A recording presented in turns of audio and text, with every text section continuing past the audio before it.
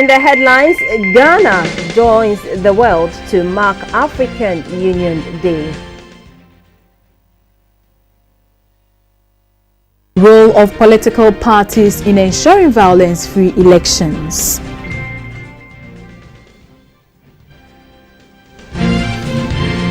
And on the foreign front, 21 Al-Shabaab militants killed in Somalia.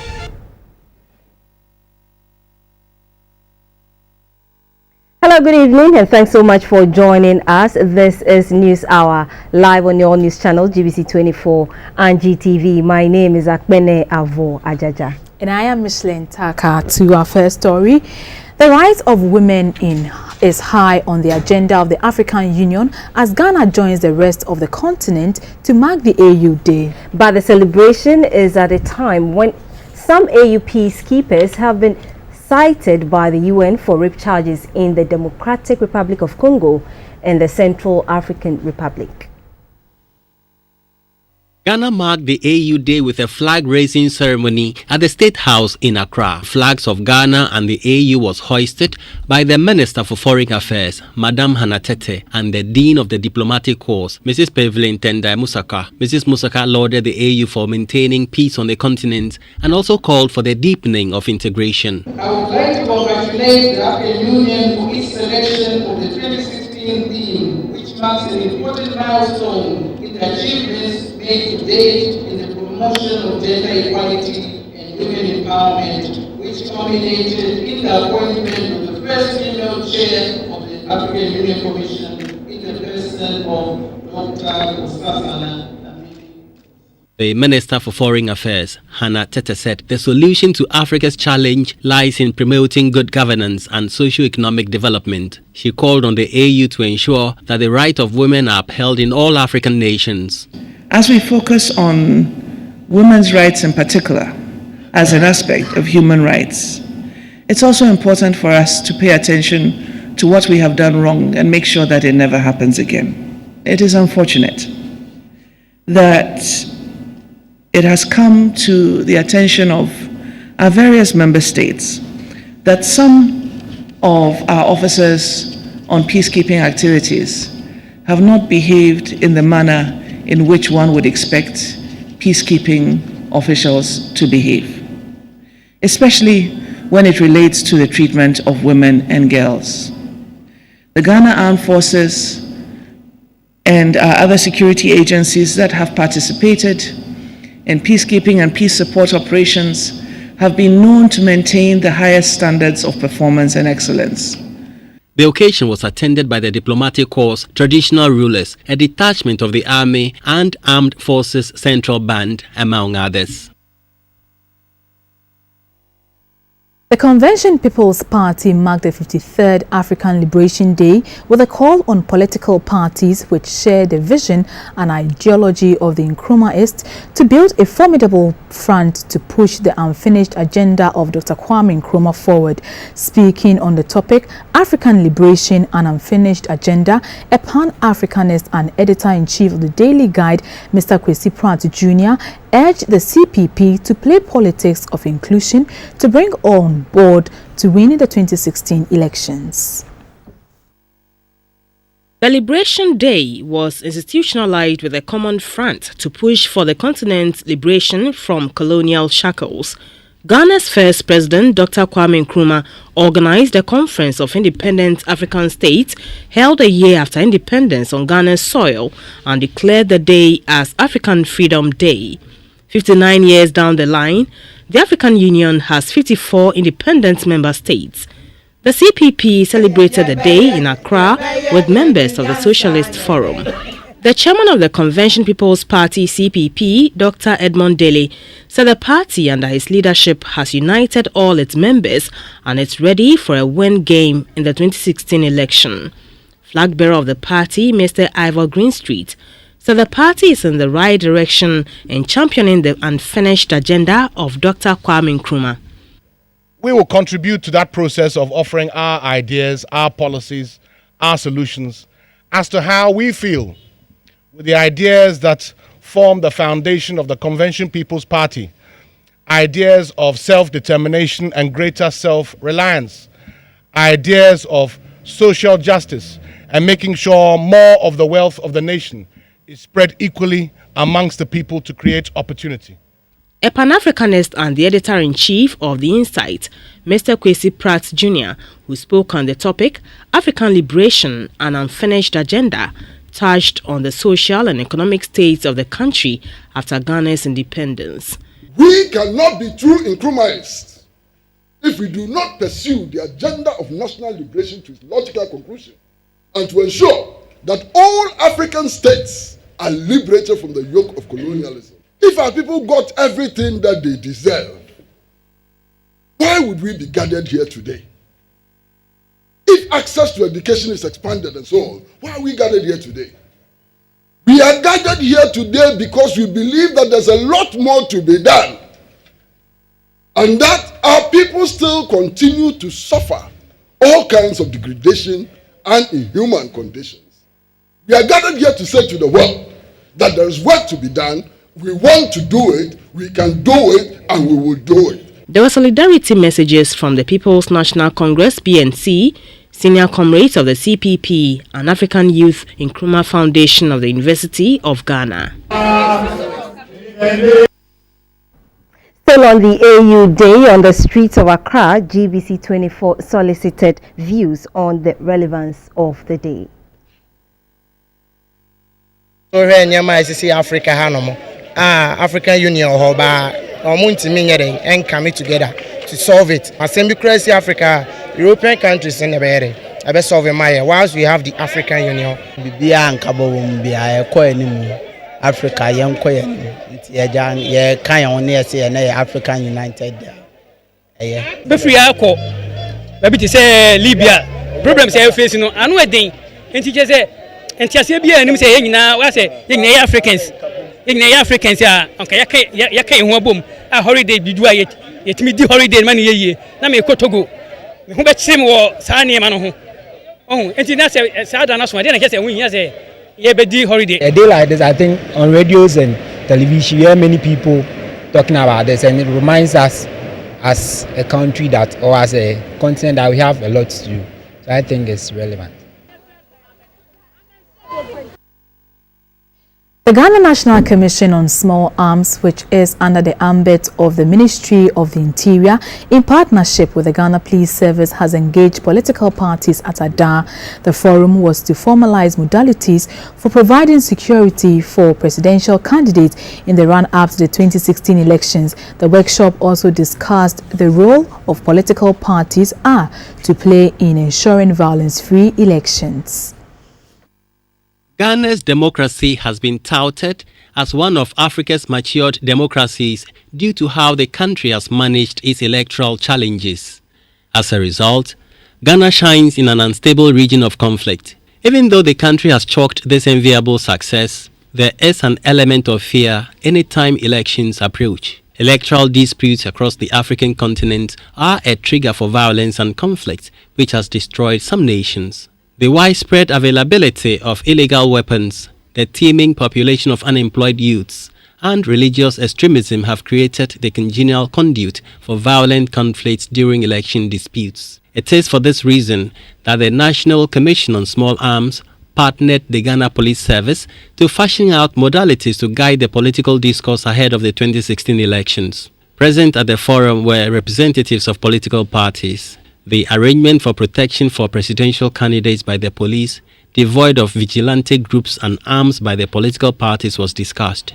The Director of Operations of the Ghana Police Service, Chief Superintendent Dr. Benjamin Agojo, spelled out some of the guidelines.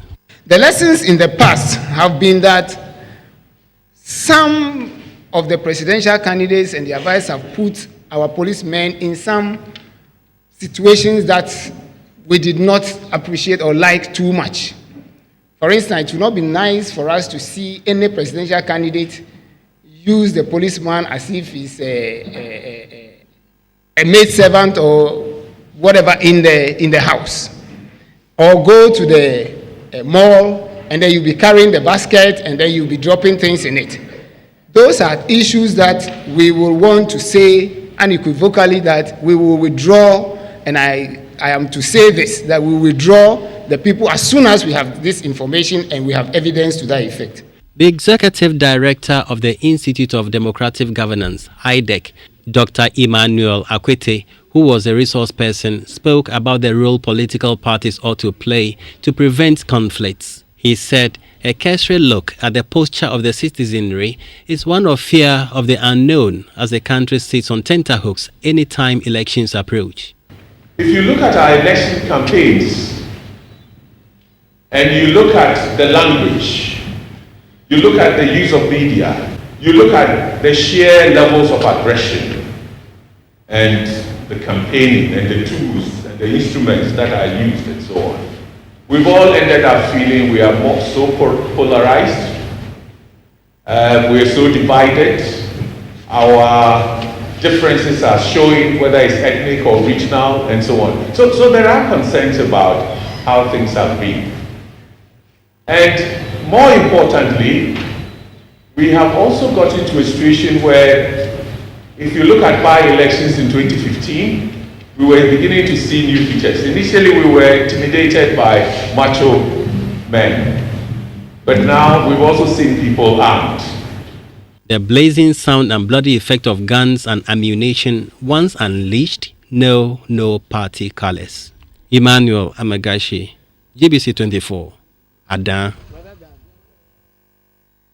The Commonwealth Scholars and fellow alumni Ghana have, in collaboration with the British Council, organized a program to educate senior high school students on climate change and food security.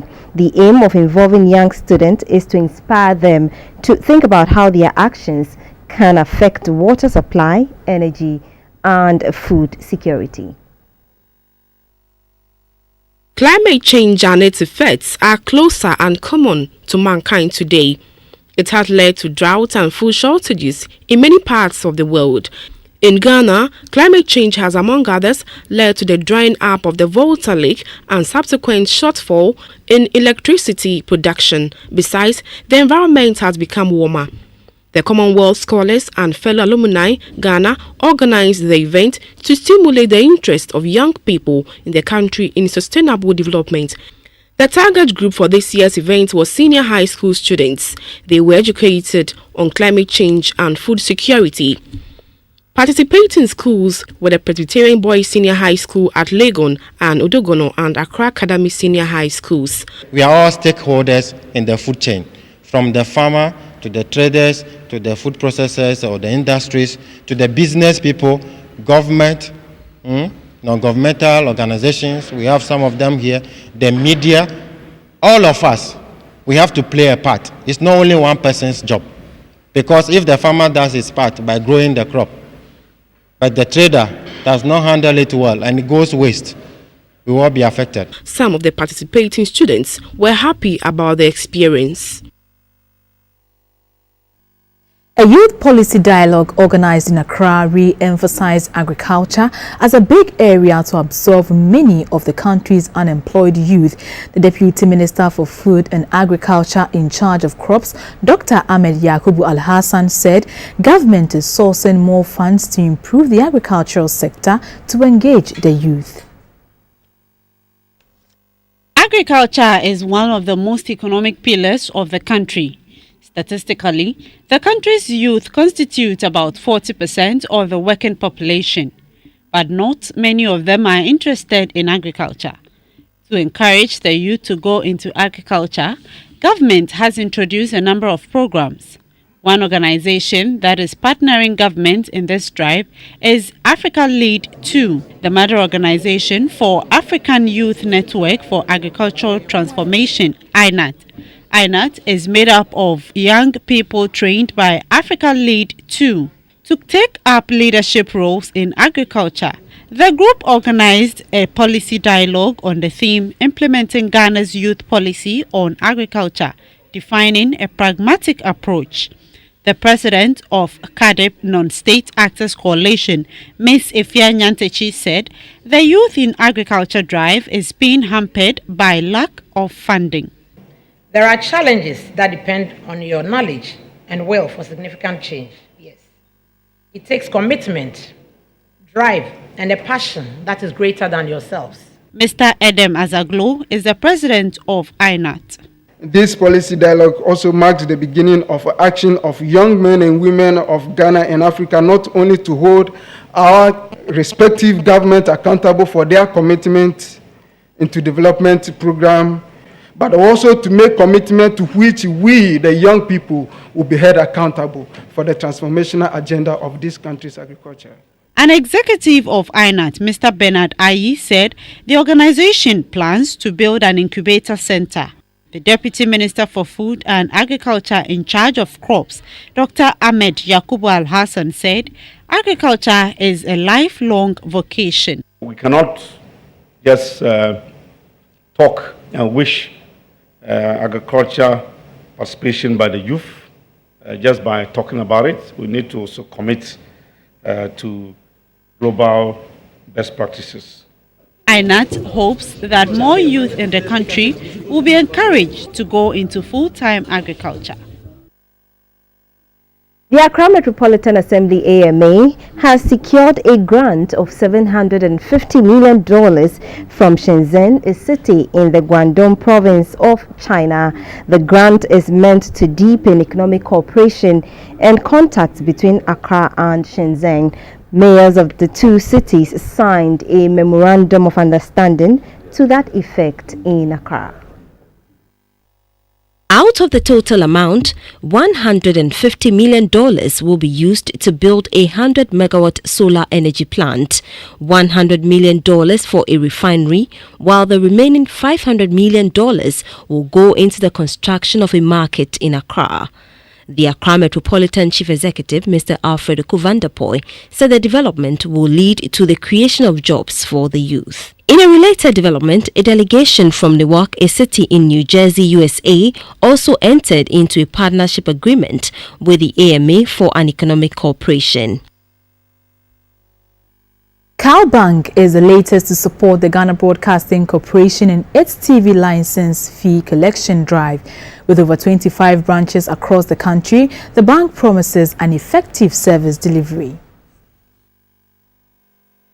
So far, 20 banks are partnering the Ghana Broadcasting Corporation in the collection of the TV license fees. CalBank is the latest bank, bringing the number of banks to 21. Management of CalBank believes that adding TV license fee collection to its range of products makes it a one-stop shop for its customers. The head of electronic business at CalBank, Martha Akwe, shared strategies employed by the bank to help in the collection of the TV license fees. CalBank is currently fully automated with the GBC24 license registration and payment platform. And we've actually trained all our officers in the various branches to facilitate the registration and payment of TV license fees. So we are also considering other ways of making payments available to customers online, such that customers will not need to come to the banking hall to make payments. The head of TV license department at GBC, Reverend Ebenezer Botre, threw more light on the processes involved. I'm very concerned with the banks. We've had some complaints from the public, from the general public, that they've been to quite a number of the banks, and the banks ask them to come to our office and register before they can make their payment. The process is you need to register and get your code before you can pay. But what we're telling them is that it's on USSD. They can now register on their phones. You can register on your personal mobile phone. And the code is *718*28#. *718*28#. In case you walk to any bank, you don't have internet on your phone, you walk to any bank and they ask you that probably they are busy or they tell you they cannot register, you don't need to go in. Just be at the bank like the way you do your mobile money or you do your testing.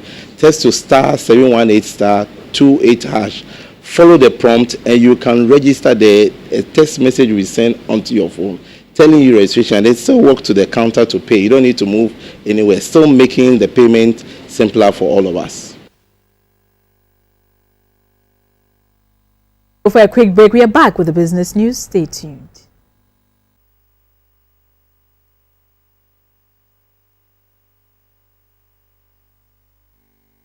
Welcome back to the news. In business, the managing director of GN Electronics, Ms. Marisa Susan Free, says GN Electronics will by next month roll out a new solar-powered system onto the Ghanaian market. According to her, the company has entered into an agreement with a US-based company, DUSA, to introduce 2 new off-grid products, fixed systems and portable systems, to provide electricity to Ghanaians. After obtaining certification in May 2015, GN Electronics set out an agenda to bridge the gap between academia and industry by collaborating with the KNUST College of Engineering to assemble the first ever Ghanaian-made set-top boxes. Unlike most decoders on the domestic market, GN Electronics decoder is customized to offer both terrestrial and satellite options to the general public. According to GN Electronics, the new set-top boxes rolled out by the company is to support Ghana's digital migration exercise. In addition to the GN set-top boxes, GN Electronics has also developed the new GN Digital LED television sets. The GN TV is a full HD smart device with Wi-Fi turner, analog turner, wireless display, among others. At an exhibition of the new products of the GN Electronics, the general manager of the company, Ms. Marisa Susan Free, said the GN products are of supreme quality and it comes at an affordable rate. GN Electronics aims to solve everyday challenges in our homes with high-quality products. West African countries are currently going through the digital migration, moving from analog television to digital. This means that every household will need either a decoder or a new compatible television in order to receive signal. GN Electronics provides a solution. Ms. Susan Free said GN Electronics is developing new energy solution products to support power supply in the country. If you look at the solar-powered systems out there today in the market, a lot of the batteries are the old type of batteries, and after 3 to 6 months, their performance has deteriorated drastically. Also, it has some LED light bulbs as part of the system. These light bulbs are specifically patented and are a lot more efficient than the ones found in the market. There are different warranties and guarantees for each item. I think the lowest warranty is about 10 years. So it's extremely durable. The deputy manager at the engineering department of the National Communications Authority, Mr. Peter Jakwa, indicated that the GN Electronics products meet all the international standards required. The NCA worked with the Ghana Standards Authority to develop minimum specifications for those receivers. And that standard has been gazetted by the Standard Authority. There is a logo here. You can see Digital Ghana HD logo, which means that this receiver is an HD receiver and has been certified by the NCA to conform to Ghana's standard. And so once a consumer buys it, is sure that it should work with all transmission networks that are authorized by the NCA to operate in Ghana. The directors of GN Electronics say the company is at the assembling stage at the moment, but the objective is to develop the company into a global giant that will be able to manufacture quality products locally to meet local needs of Ghanaians. The Minister for Finance, Mr. Seth Tekpe, has reiterated the government's commitment to spending within its budget in this election year. According to him, the trend of expenditure overrunning in every election year has destabilized economic gains over the years, but the Mahama administration will not follow that path to erode the macroeconomic gains made so far. Mr. Tekpe was addressing the members of the National House of Chiefs on the state of the economy amid fears that the gains recorded in the economy could easily be eroded this year through financial indiscipline. Election years in the country have seen pressure exerted on government to overspend. In this election year, the administration has expressed a determination to hold the reins and avoid budget overrun in the run-up to the polls later in the year. Mr. Tekpe said the status of the country as a lower middle-income country was determined under the World Bank criteria based on economic indicators such as the gross domestic product. He said the economy is gradually picking up and the agricultural sector is expected to record 3.5% growth this year, while growth in the industrial sector is expected to jump from 7% to about 18% next year. The HIPIC era is over in terms of economic management. The HIPIC era gave us space to borrow for about 10 years to do a lot of development. Now we have to borrow, but we have to find new ways of borrowing and new ways of making sure that we don't go back to HIPIC status. The president of the National House of Chiefs, now Professor John Nabila, repeated his call on chiefs to be circumspect in their pronouncement as political party campaigners gathers momentum, taking into consideration Article 276 of the 1992 Constitution, which debars chiefs from taking part in active politics. The development of the country is a collective responsibility of all citizens, and I therefore urge Nananum to support the efforts of the government to come out with good policies and programs to develop the country. The Microfinance and Small Loan Center, MASLOC, has presented a check for 53,983,000 Ghana cedis to 3 women groups in Dudetekope in the South Tong constituency of the Volta region. The loan, which has an interest rate of 2%, is expected to help the women who are into vegetable farming to expand their businesses. The 3 groups have a total membership of 74 women. Out of the total amount of 53,983,000 disbursed, the first group received a check for 70,745,000, while the second group was given a check for 18,135,000, and the last group was presented with 15,795,000. Under the agreement, the women have a month's grace period before they will commence payments. They also have 6 months to finish paying the entire loan, which comes with a 2% interest. The Deputy Chief Executive of MASLOC, Mr. Mustafa Abubakar, urged the beneficiaries to pay back on time, else it will prevent MASLOC from reaching out to other people who are in need of its services. Today, maybe you may be applying for 500 Ghana or 1,000 Ghana or whatever. But tomorrow, the moment you pay very well, we can be able to give you 2,000 Ghana or 3,000 or up to 5,000 Ghana. Because some of you, your businesses are big. If you pay, then I give it to somebody in another village. At another ceremony in the Ketu South constituency of the Volta region, MASLOC disbursed 58,800 to 6 women groups. The Member of Parliament for the area, Mr. Fifi Kwete, urged the women to use the loan for the intended purpose, which is to support their trade. Prior to the South Tong and Ketu South disbursements, the Chief Executive of MASLOC, Mrs. Sedina Tamaklo, presented a check for 73,000 to 9 women groups in the North Tong constituency, where women in communities such as Vodoku, Volu and Japon benefited. And that's it for business. We'll be back shortly with the health segment.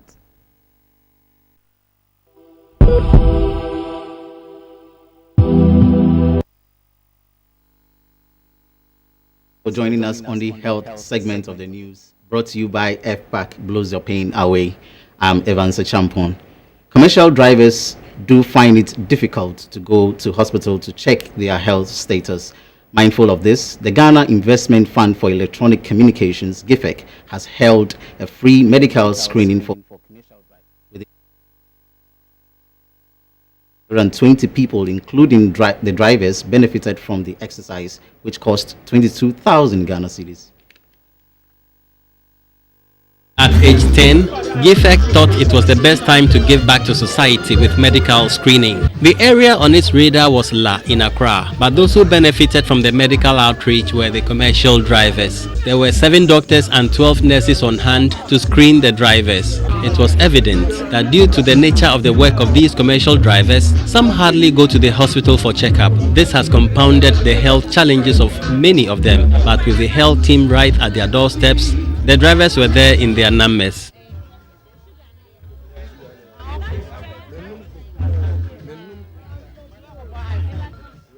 They went through eye, ear, nose, diabetes, hypertension and dental screening. Some were given medicated lenses and drugs. The principal programs manager of GIFEC, Mr. Michael Ejetechi, disclosed why they chose La for health screening.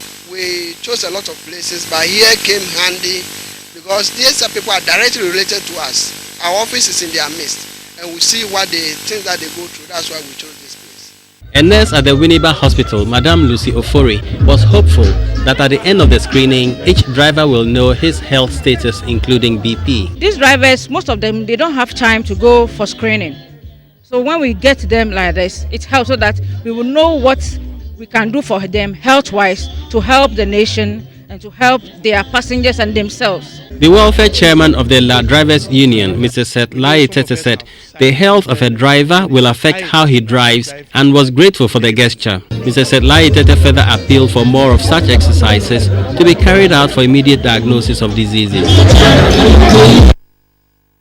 And that does it for the health segment, brought to you by FPAC Blows Your Pain Away. International news is next. Stay tuned.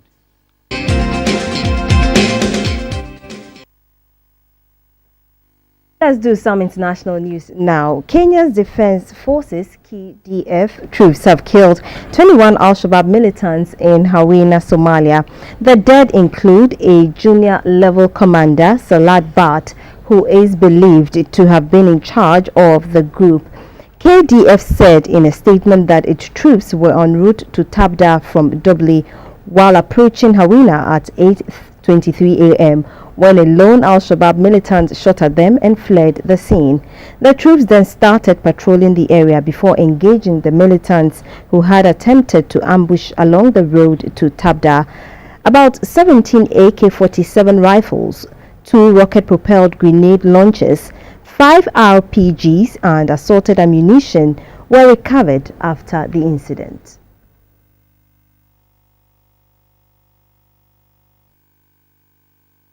Demonstrators outside a Donald Trump rally in New Mexico have set fire to campaign merchandise and clashed with the police. Protesters threw burning T-shirts and plastic bottles at police outside the rally at a convention center in Albuquerque. Demonstrators held a banner that read "Trump is fastest" and "We've heard enough," and some waved a Mexican flag.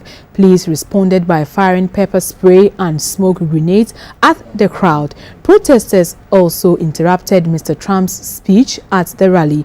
New Mexico is the most Hispanic state in the U.S., and Mr. Trump has angered many with his comments on illegal immigration and his plan to build a border war with Mexico. The protest had begun peacefully outside the Albuquerque Convention Center a few hours before the rally began. Tensions rose as Trump supporters began to arrive at the center. Both sides started trading abuses, including racial insults, and protesters threw water and water bottles. As the number of protesters swelled to more than 600, the demonstration turned violent.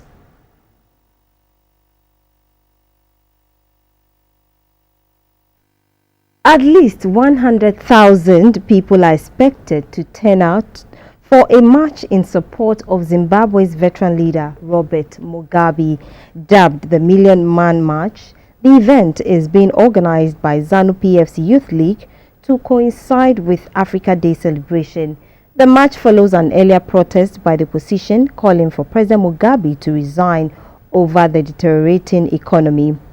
Posters are being stuck on the bonnet and booths of the cars. The youth are hoping to drum up enough support to meet the million mark. People say they will march, but they want a platform to raise their concerns. The Youth League says it aims to bring 100,000 people from each of the country's 10 provinces. They will march from different points around the capital and converged near the party headquarters at an open ground they have called Robert Mugabe Square. President Mugabe is expected to address them there.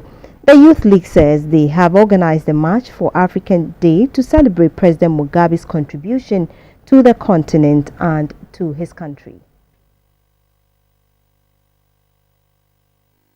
And that's it for the international segment. We'll be back shortly with sports.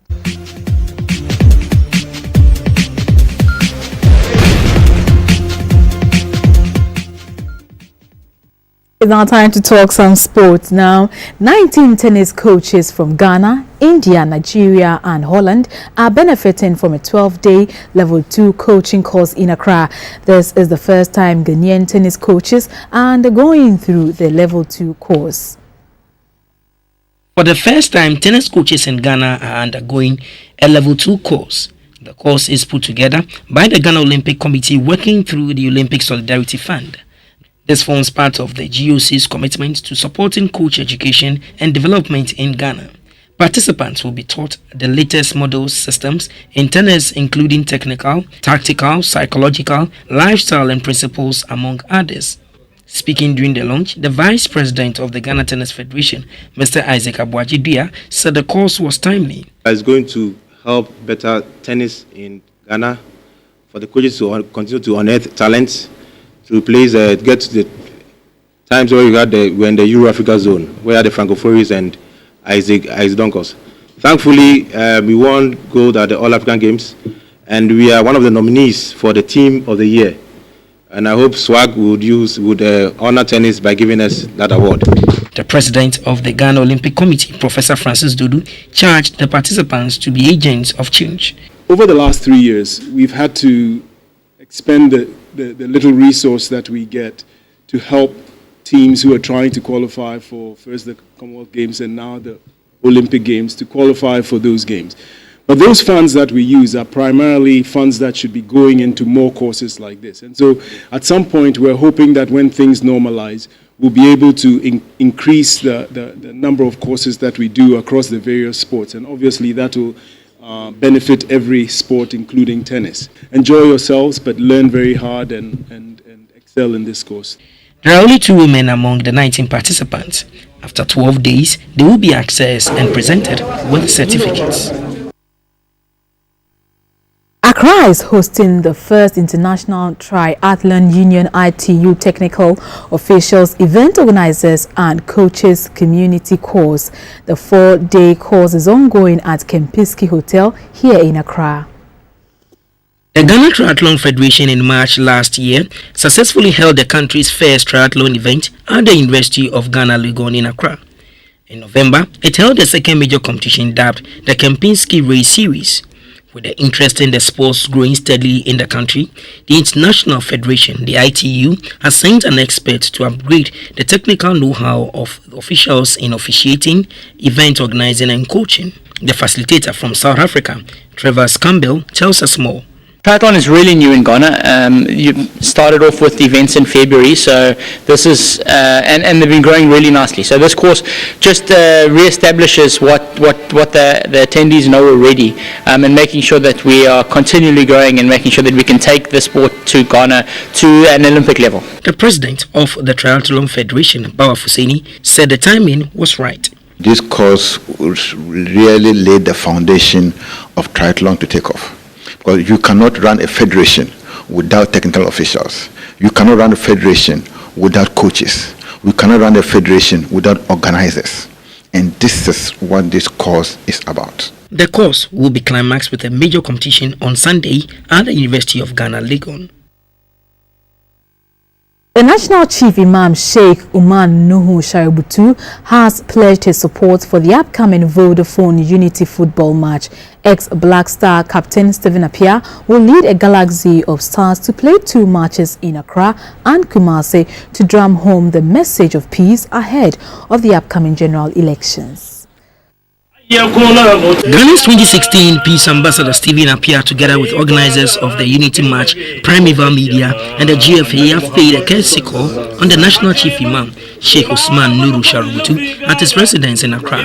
It was to formally extend an invitation to him for the upcoming Vodafone Unity football match. His Eminence, who is a member of the National Peace Council, applauded the initiative and prayed for a violence-free election. من الرشاد ورزقنا التقوى فإنه خير زاد اللهم إنا نعوذ بك من الذل إلا لك ومن الفقر إلا إليك. The Vodafone Unity March is set to raise peace alarms and to canvass for unity before, during and after the elections. The games will be played on the 8th and 11th of June in Kumasi and Accra. It will be live on GTV and GTV Sports Plus. Still on the Peace March, the chairman of the National Peace Council, Reverend Emmanuel Asante, has endorsed the Peace and Unity Football Galaxy by ex-Black Star captain Stephen Appiah. The competition has been code-named Vodafone Unity March 2016. Ex-Black Stars captain and Peace Ambassador Stephen Appiah continued his peace tour ahead of the Vodafone Unity March 2016 with a call on the chairman of the National Peace Council, Reverend Emmanuel Asante. Appiah will lead a World 11 side against Kumasi Asante Kotoko and the Black Stars on June 8 and June 11 at the Babara Sports Stadium and Accra Sports Stadium. Appiah wants to use football to promote peace and unity ahead of the 2016 presidential and parliamentary elections. I must say I'm ready and I will make myself available to serve. At the end of the day, what we want to see in this country is peace before and after the election. The chairman of the National Peace Council, Reverend Emmanuel Asante, said his outfit was delighted at the initiative of the former Black Stars captain and Primeval Media.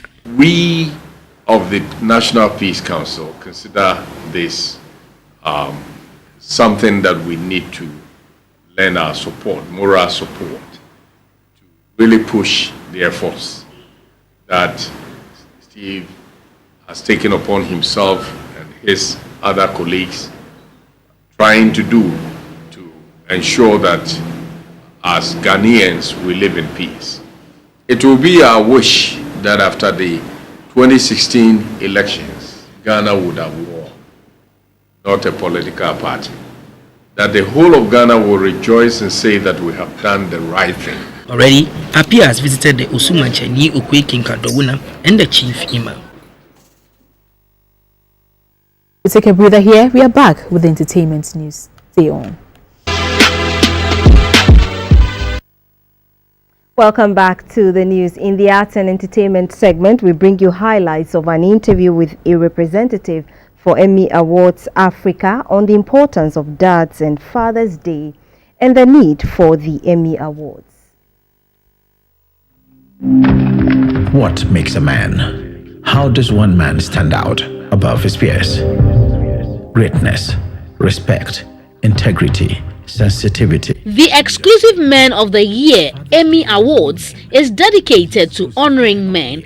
A representative of the organizers, Kojo Sobo, highlighted the event. Men are leaders, men are supposed to be providers, men are, a man should be a leader, should be a person of integrity, should treat women right, should be respectful. So they have to be appreciated as yes, well. So exactly. So men who are doing great stuff in society, who are contributing to the growth of society, are people that we are, seeking to recognize, reward, and use that as a platform to also inspire younger boys, other men, and even girls alike to become great people. So our tagline is inspiring greatness. The award cuts across. So we have business category, we have entertainment category. We've grouped it under entertainment. So we have Man of the Year Entertainment.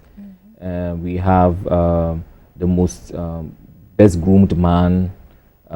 We have the Philanthropy Award, Humanitarian Award. So it's broad-based. Okay. We've put the word out there that people should nominate. People can go to our website, www.emmyawardsafrica.com, where all the categories, have been spelled out and has been explained. So when you go there, you can read on the categories and you can nominate that person you think qualifies to be the winner or qualifies to be nominated in that category. Kojo Sobo is a musician and was a member of the hip life group Rana.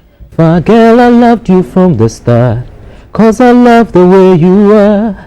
There's no doubt you are the one.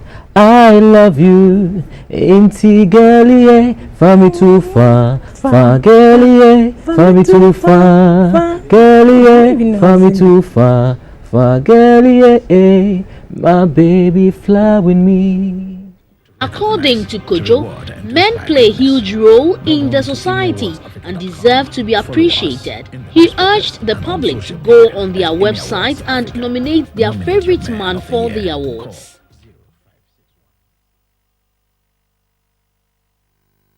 Let's talk movies now. Beast of No Nation, which stars young star Ibrahim Atta, has secured a nomination at the 2016 BET Awards.